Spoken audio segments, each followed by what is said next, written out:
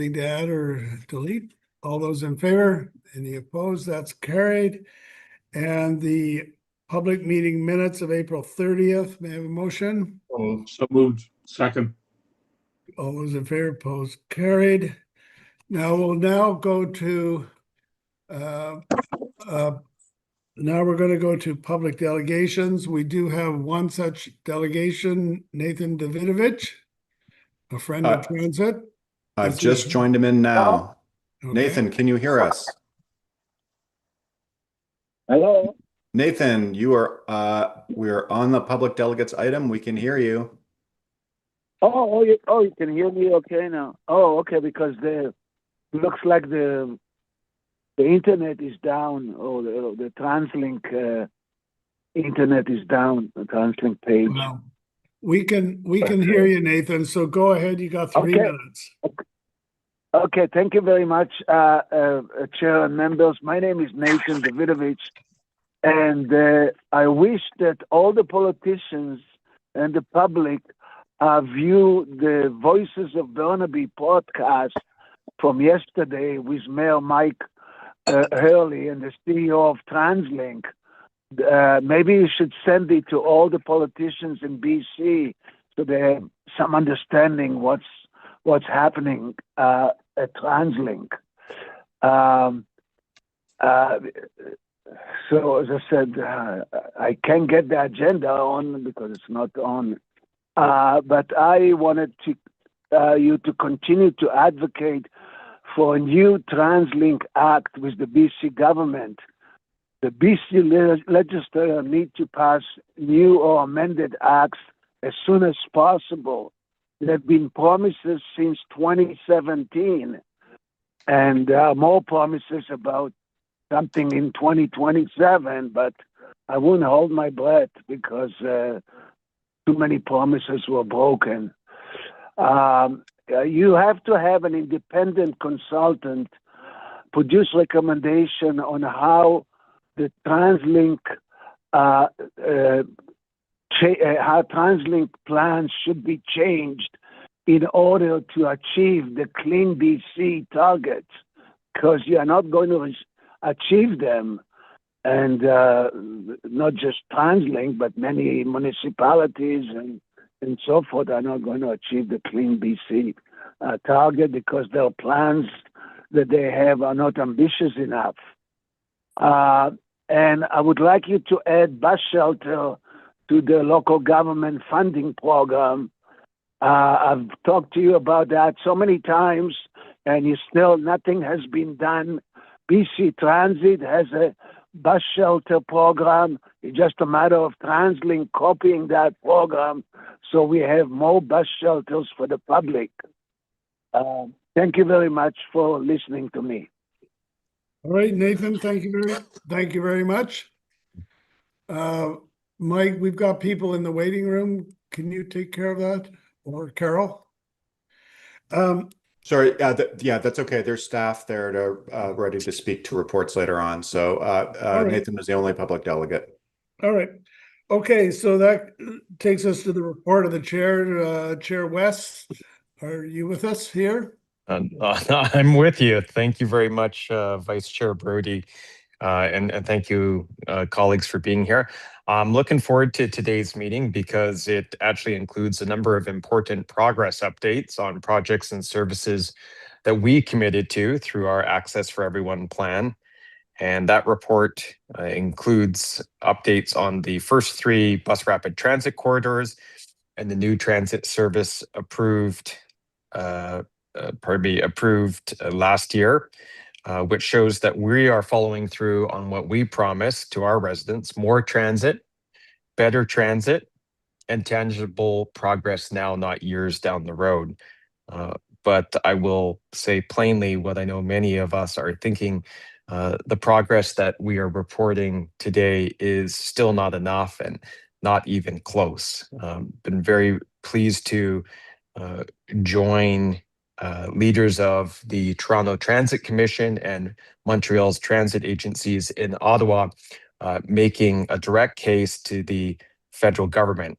And the case is that if we are serious about supporting growth happening across this region, we need to have transit infrastructure that is in place and is keeping pace with the growth that we're seeing. The reality is simple. We should be moving faster and we should be building more. But that means the provincial and federal governments have to want that as well. And they have to take action to make it happen. Right now, we have hit the limit of what can be achieved with the revenue tools that are available to us. We are doing our part. Local governments are doing their part. Transit agencies are doing their part, but we can't carry this alone. And in Ottawa, alongside the TTC and STM, we urge the federal government to reverse the 20% cut to the new permanent transit fund. By the way, a fund that was already insufficient to meet the scale of the challenge before us before they made the reduction. And we also pushed for a simpler, faster funding process so that projects can move from paperwork to construction much more quickly. I'll be honest, what we heard was a federal government has many competing priorities, and one that feels that they have made a number of investments in transit. And while they have made important investments, their work is not finished, and neither is ours. We know that the pressures facing our communities are growing, not shrinking. And the same message applies to the province, and this group has delivered that to the provincial government time and time again. They know full well the decisions that we are approaching, because in the coming months, this council is going to have to face a major decision about whether key parts of the Access for Everyone plan can proceed. And these are very consequential decisions which will shape the future of transportation and growth in our region for decades to come. And without meaningful provincial and federal partnership, we are simply just going to hit a wall. And that is the truth of the matter. We've made that clear to both levels of government. The message has been delivered directly and unequivocally. If they want housing, if they want growth, if they want economic activity, then they must help fund the transportation infrastructure that's required to support it. You cannot demand growth while refusing to fund the infrastructure that makes it all possible. For our part, we need to continue to keep moving forward with the work within our control so that we are ready no matter what decisions are made. So thank you very much, Vice Chair Brody, and that's my report for this meeting. Okay, thanks, Chair. We'll now move on to the report of the TransLink management, turning it over to our CEO, Kevin Quinn. Kevin? Thank you, Vice Chair Brody, and I think we have a few slides just to pop up. So good morning, everyone. Really excited to be here with you to speak not just about the work happening across our system, but to give you a bit of a quick snapshot of how our work together has shaped the progress that we've made recently.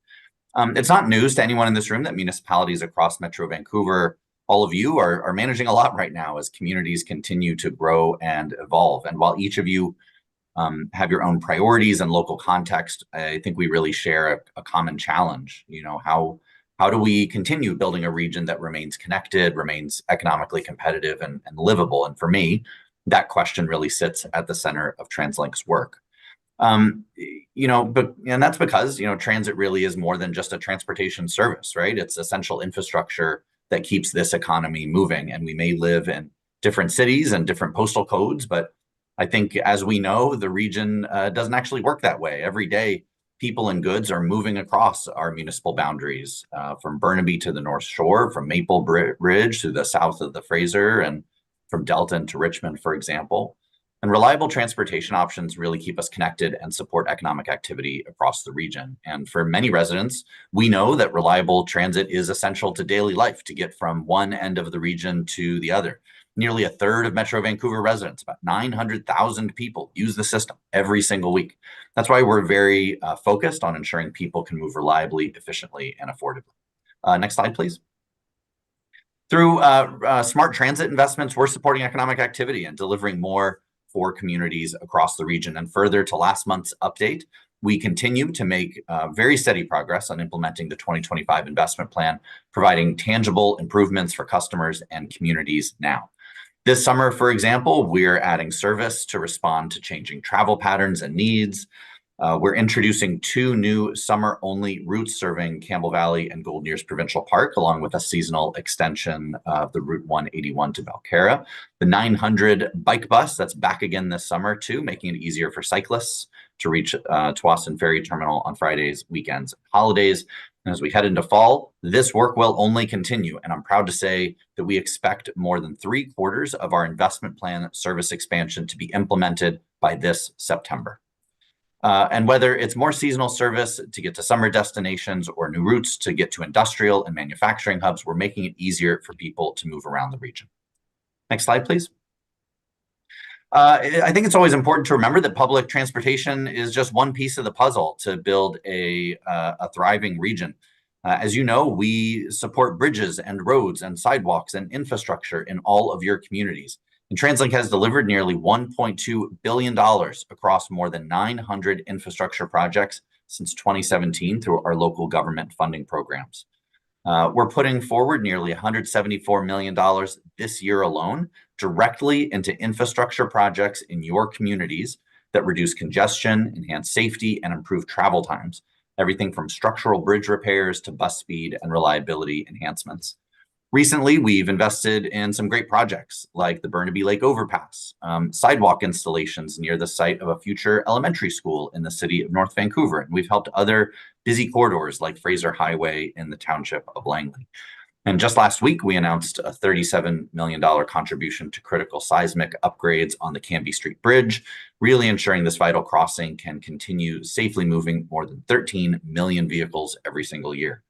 And, I think it's important to note that these projects, they may look different from community to community, but together they really help strengthen the regional transportation network, help reduce collisions and crashes, fight congestion, and keep goods and people moving efficiently every day, in turn supporting long-term economic growth and mobility. Next slide, please. You'll hear a report later in this meeting. We're continuing to advance bus rapid transit across the region as a key part of delivering faster, more reliable connections. And following strong public support in our most recent engagement, we've reached an important milestone. Councils in Surrey, Maple Ridge, and the Township of Langley have now endorsed the King George Boulevard and Langley-Haney Place BRT corridor designs. And with those endorsements in place, we're ready to move into detailed design.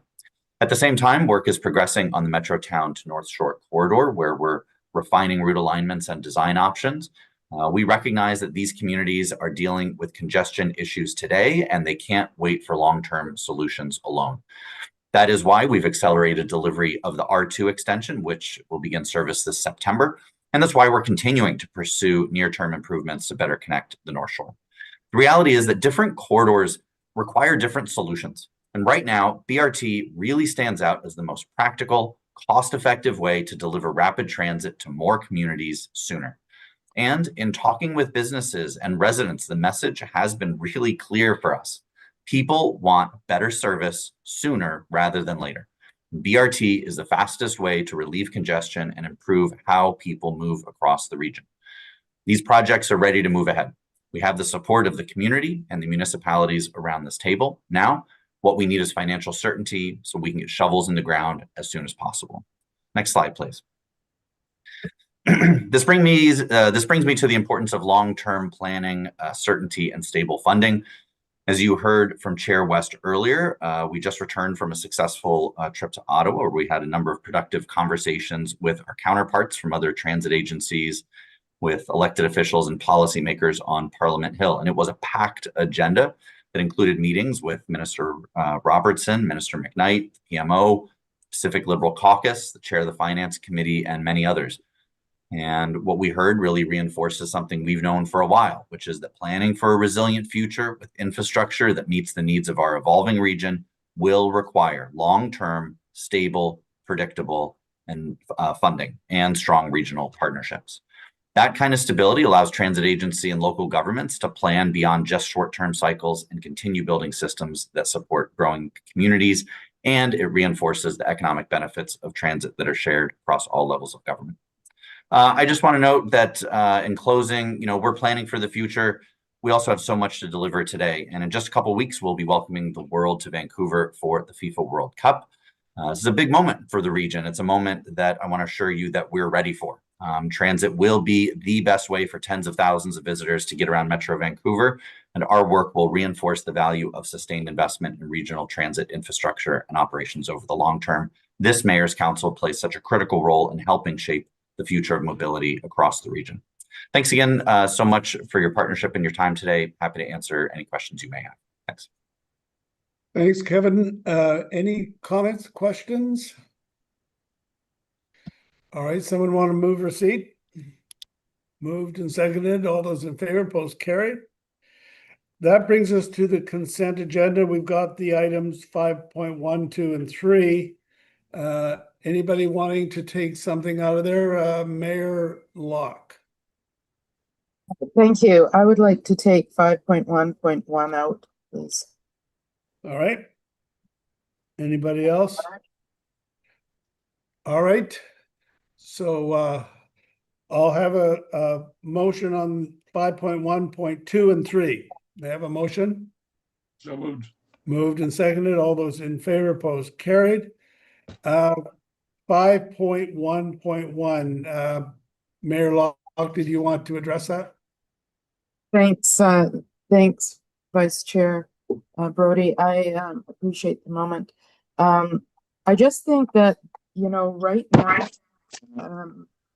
now, I think the staying the course is, I'm kind of a bit ambivalent right now. I think we've had so many news and new information come forward, and also perhaps in keeping with what the chair did talk about earlier, I think it would be beneficial to us to have a more fulsome discussion on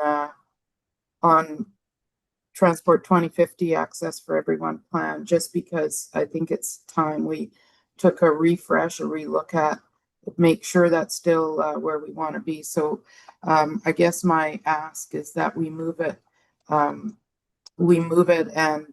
bring it forward at another meeting, not on a consent agenda, but for a fulsome discussion around where we sit. I actually don't have a position one way or another, but I do think it deserves a proper and fulsome discussion about where we land with access for everyone, given what we know our reality today.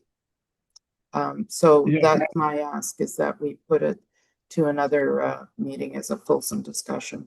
Well, there's no question that it's important considerations. It's already gone to the Joint Planning Committee. Do you or Mike or Kevin have a suggestion as to where we could refer this for, not to a formal board meeting, but to a further committee? For sure. Well, first of all, I think looking to Sarah and Kevin, staff are probably ready to speak to this report at this meeting, but we can easily, there's not a time sensitive issue. We can easily bring this back to the Mayor's Council as a full item next month. That would also be fine. Certainly the committee had a fairly substantive conversation about it, but it's kind of to be honest, that the way the recommendation especially is framed, it is a little confusing. So, I think I can understand why people are going to want to understand exactly what the issue is. So we can present it today. We can do it next month just for, time management's sake, and be ready to ensure there's a fulsome debate at this body. All right. Thank My suggestion would be if this body has a mind to do it, we just simply table this to the next meeting of the Mayor's Council. Mayor Locke, that's what you had in mind? Yeah, that would be perfect. Thank you very much. You're moving that? Yes, thank you. Is that seconded? Second. Okay, it's moved and seconded. Anyone want to discuss it? So on the tabling till the next meeting, all those in favor? Any opposed? So that's carried. All right, brings us to number 6.1, update on the bus rapid transit program. I think that we have Sarah Ross and Thea Wilson from staff who are going to lead the discussion on this one. Thank you very much, Chair Brody. Vice Chair Brody, my correction. Yes, joining for this item is Thea Wilson, who's the Senior Manager of the BRT program. Also joining is Klassen Mock, who's the Senior Manager of the BRT corridor projects. And so actually, because this is an update, primarily an update on the specific corridor projects, I'll ask Klassen to speak to that detail. If we could go to the next slide, please. So we're really pleased to have this opportunity to present to you today. For the past year and more, we've been working very extensively on advancing our 3 bus rapid transit projects on the King George Boulevard corridor in Surrey down to South Surrey and White Rock, the Langley to Haney Place corridor, from along the 200th Street corridor over the Golden Ears Bridge and along Lougheed into Maple Ridge, and the Metrotown to North Shore corridor. These are being progressed through varying stages of design. We've undertaken engagement. We've had many conversations with councils and, as Kevin already noted, received approvals. And so all of these projects are now positioned for their next state of design work. So if we can move on, and at this point, I'll ask Klassen, and let's go to the next stage to walk through the updates on each of these 3 corridors. Is Klassen there? Yep. Great, thank you.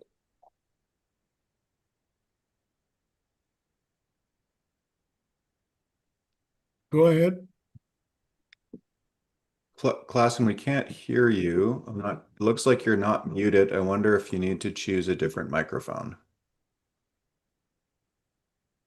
So while Klassen is doing that, I'll speak to this slide, give him a chance. So there are multiple stages to developing a BRT project, any project really. Now for the Metrotown to North Shore corridor, we're wrapping up in the corridor planning stage and getting ready to move into concept design. There's some bullet points on your slide so you can understand what each of those is involved in those stages. And for the other 2 corridors, King George Boulevard and Langley to Haney Place, we're in the final stages of concept design and preparing to move to detailed design. Now, I do want to note that the MNS project is not as far advanced, not because it's not just as urgently needed, but because of the higher complexities and constraints on that corridor, as well as we have been working on extending the R2 rapid bus. So at each one of these stage gates, we've been doing a check-in with local councils and also with the Mayor's Council. Klassen, can we turn it over to you? Are we there yet? Yeah. Can you hear me? Yes, we can. Oh, perfect. Sorry about that. So moving on to the next slide, please. So I'll start the update off with the King George Boulevard corridor. So over the last year, we've been working very closely with the City of Surrey in developing designs for the King George Boulevard corridor. The map on the right is an overview of the proposed configuration along the corridor. As you can see, we're able to achieve center running bus lanes along most parts of the corridor where delay is experienced. With these improvements, we are expecting the BRT to be 33% faster than local buses and will make BRT a competitive option when compared to driving, with similar travel times end to end. Next slide, please. So the graphic on the screen shows an example of what the mid-block cross-section will look like with the proposed center running BRT. We understand that traffic congestion is a big concern along the corridor, so we made sure to maintain at least 2 general purpose traffic lanes in each direction. Next slide, please. At King George Station, this is one place where we are proposing to locate the northbound station on the side of the road so that we're able to facilitate better transfers to and from the SkyTrain. From our analysis, we anticipate that the majority of passengers riding the BRT will be disembarking at this location to transfer to the to the SkyTrain. Next slide, please. As Sarah and Kevin mentioned, we did go out to public engagement in early 2026, where we held a number of open houses to share the design configurations with the public. The results of public engagement showed that 84% of the respondents supported the King George Boulevard BRT project, which is quite an impressive number. We are also going through the council engagement process and have received City of Surrey Council endorsement on May 11th, and we're also scheduled to provide an update to the City of White Rock Council on June 8th. So as Kevin mentioned, with strong public support as well as municipal support, we're now at a stage where we're ready to move on to detailed design. Next slide, please. Next, we have the Langley to Haney Place corridor. We've been working very closely with the Township of Langley, City of Maple Ridge, as well as the Ministry of Transportation and Transit to come up with the proposed design summarized on the right. The areas in blue are where we are proposing center running BRT lanes, and the areas in green are where we're proposing side running BRT lanes. The gray areas are where BRT will operate in mixed traffic. So in summary, we are proposing transit priority lanes in up to 60% of the total corridor. And if we exclude the Golden Ears Bridge, that number goes up to 85%. With these improvements, we expect the BRT will be over 50% faster than local buses and will make BRT a competitive option compared to driving. Next slide, please. So this is an example of what the center running BRT configuration will look like along some segments of 200th Street. I do want to note that this cross-section shown is the narrowest section along 200th Street, noting that some segments will have up to 4 general purpose lanes in one direction because of the varying cross-sections along the corridor. For the majority of 200th Street, we are maintaining the same number of general purpose lanes that exist today. Next slide, please. Next, we have an example of what the center running BRT configuration along Lougheed Highway will look like. On Lougheed Highway, this is one of the ministry's primary goods movements and extraordinary load corridors, which is why we have maintained 2 general purpose lanes in each direction. In discussion with Maple Ridge, we also understand that there is an ultimate vision for Lougheed Highway, which includes significant transformation of the corridor based on center running BRT. Maple Ridge has also expressed a strong desire for cycling and walking facilities on opening day that would require a wider right-of-way than the cross-section that TransLink has recommended, which would add time and cost to the project. So with that, TransLink has committed to working with Maple Ridge to explore opportunities for wider active transportation facilities, and has communicated with Maple Ridge that it may be possible to expand the scope of the project with a local contribution to cover the incremental costs. Next slide, please. So similar to King George, the Langley to Haney Place corridor also went out to public engagement in early 2026 with numerous open houses along the corridor to solicit feedback. What we heard is that 85% of respondents support the BRT project. And in terms of council engagement, we received endorsement from the Township of Langley on May 11th and endorsement from the City of Maple Ridge on May 12th. We also recently provided an update to the City of Langley Council on May 25th and are scheduled to provide an update to Pitt Meadows on June 23rd. So similar to King George, with strong public and municipal support, we're at a stage now where we're ready to move on to detailed design. Next slide, please. So moving on to the North Shore, we know how urgently the region needs improved connections to and from the North Shore. So this September, the existing R2 rapid bus that currently runs from Park Royal to Phibbs Exchange will be extended across the Ironworkers Memorial Bridge to run across, to connect across Hastings, down Willingdon, and connects to Brentwood, BCIT, and ultimately Metrotown. This service will now run every 6 to 7 minutes during the peak periods, providing a notable improvement while we continue to work on longer-term rapid transit solutions across the North Shore and South Shore. Next slide, please.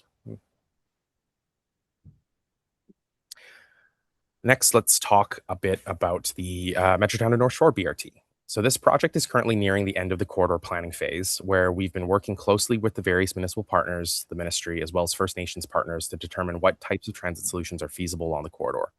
Some of the segments will have dedicated lanes, while some segments will have different types of transit priority treatments because of complexities along the corridor. We're working closely with our partners to determine what these transit priority improvements will look like as we head into the concept design stage of the project. Next slide, please.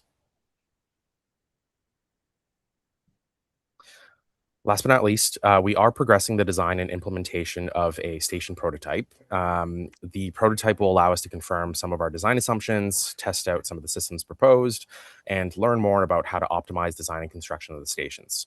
The station will be located across King George Station at the existing R1 rapid bus stop. And with that, I will hand it back to Sarah for next steps. Thank you. If we can go to the next and then one after that. So just to wrap up, we're we've been doing a lot of work. We're positioned to advance to the next stages of these processes on all of our corridors and getting ready to launch service as quickly as we can when we have a funding decision, and we have to go through detailed design and permitting as well. We work on partner agreements.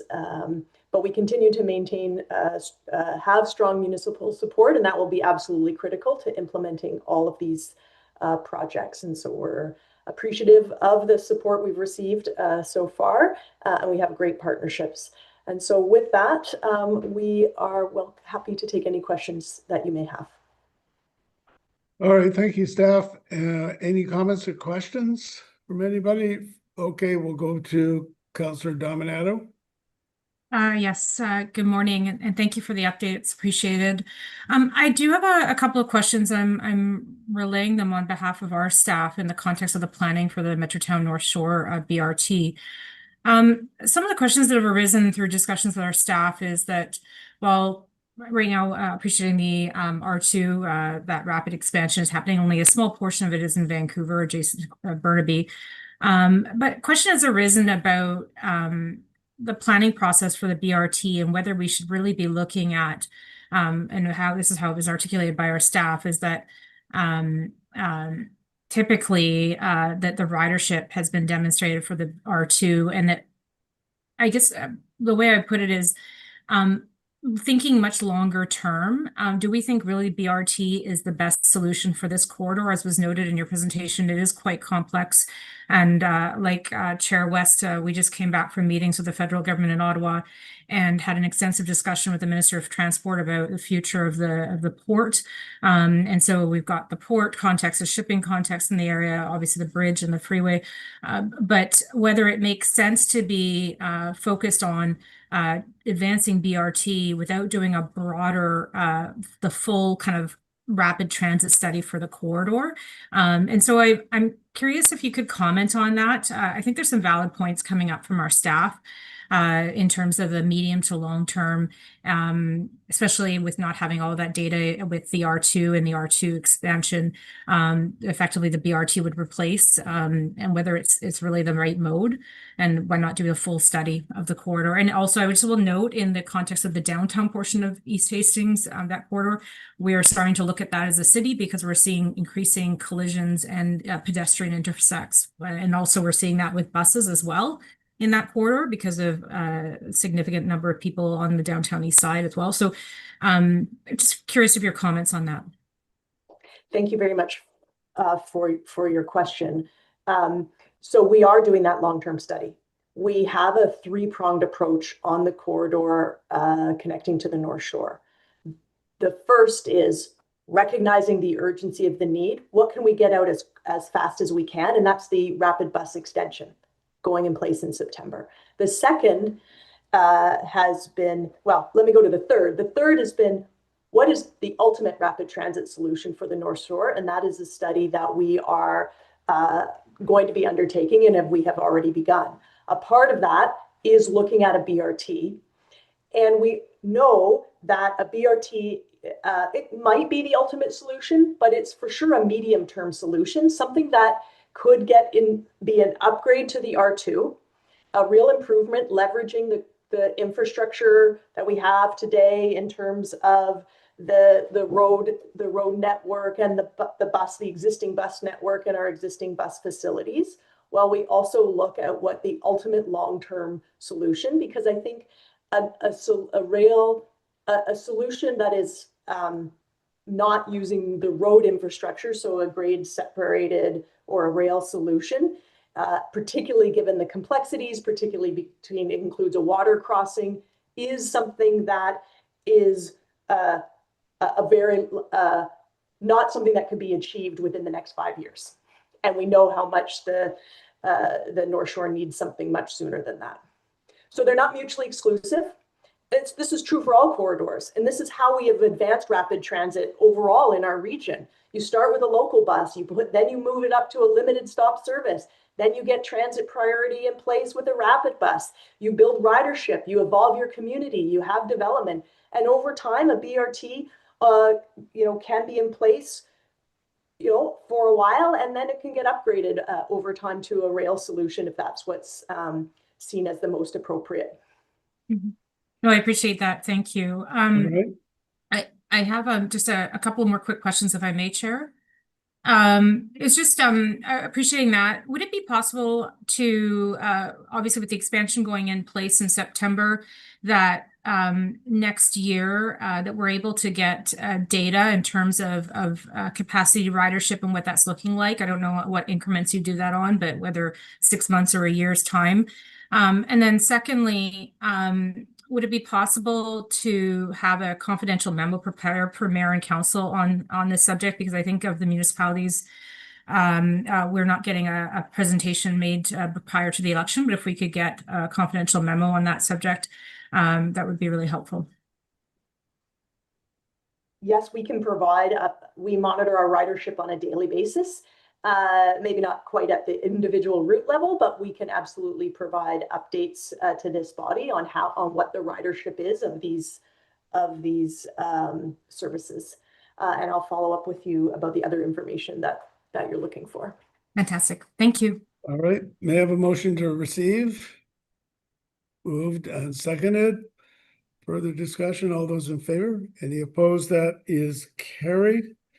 Then we have the 2025 investment plan update, the transit service implementation. Again, Sarah Ross and Matt Craig will be addressing this. That's right. Thank you so much. I think Matt in the room yet? Because he is. I am. Great. I'll let you take it away. Great. Thanks, Sarah. Thanks, Chair. My name is Matt Craig. I'm the Director of System Planning in the Planning Division at TransLink. We can go to the next slide. So the TransLink board and this Mayor's Council approved significant expansion to the bus system through the 2025 investment plan. And that was intended to address overcrowding, to improve the convenience of bus service through more frequent and later service, introduce service to new areas, and as we've just heard, prepare for BRT and the R2 rapid bus extension. The purpose of this item is to provide an update on those commitments and on the implementation of that 5% service expansion. Next slide, please. Recognizing the urgent need for service expansion, our teams working closely with Coast Mountain Bus Company have moved really quickly to roll out that new service. As of today, 40% of the approved service expansion has been implemented, and by this September, we will have rolled out 77%. The remaining improvements will be in 2027. Next slide, please. We know that demand for transit comes really from across the entire region. So by this September, over 100 different bus routes will have seen improved service. Big changes through the rest of the year include, as you've just heard, the R2 rapid bus extension to Metrotown this fall, which is one of the largest single investments in service that we'll have had in this 2025 investment plan. Next slide. So in addition to adding more service on existing routes, this investment plan also included funding to introduce new routes or adjust existing routes to provide new or better access to completely new parts of the region. These new or enhanced routes will address known service gaps, improving access to industrial and employment areas and regional parks.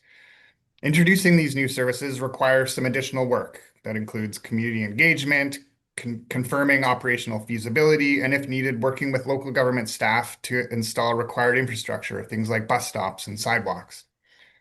To date, we've already improved service on 88th Avenue, which previously had no midday service, and it connects employment areas across Delta, Surrey, and the township of Langley. This summer, we're introducing completely new service to Golden Ears Provincial Park and Campbell Valley Regional Park, and adding more direct service to Belcarra Regional Park.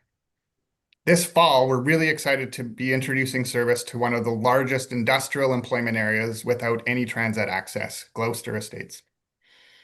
Additional new services are still moving towards implementation in 2027, and you see them on this map. Next slide, please.